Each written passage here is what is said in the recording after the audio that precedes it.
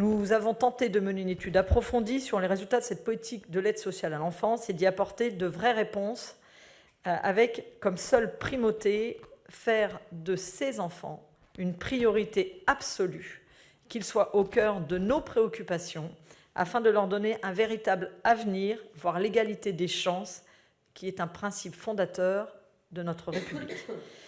Notre travail n'a pas eu pour vocation d'émettre une opinion, mais bien d'éclairer cette politique parfois dépassée pour lui permettre un changement et des prises de décision rapides.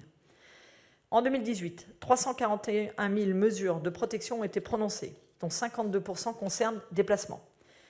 Mais les résultats de cette politique me laissent perplexe. À l'école, lieu ô commun précieux, on se rend compte que 2/3 des enfants placés ont au moins un an de retard à leur entrée en 6e.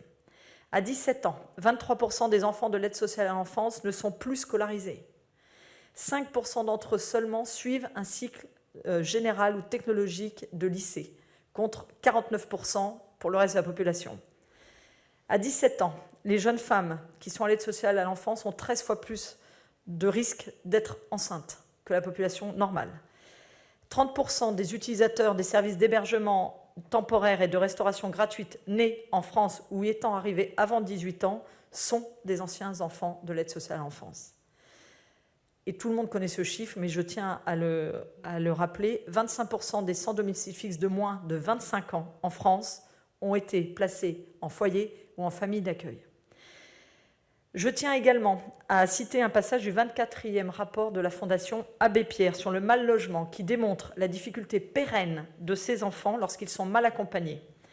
Parmi les personnes qui ont connu la rue après l'aide sociale à l'enfance, 21% l'ont connue moins d'1 an après leur sortie et 39% l'ont subi plus de 10 ans après, ce qui montre bien les difficultés pérennes de ces enfants qui sont passés par l'aide sociale à l'enfance.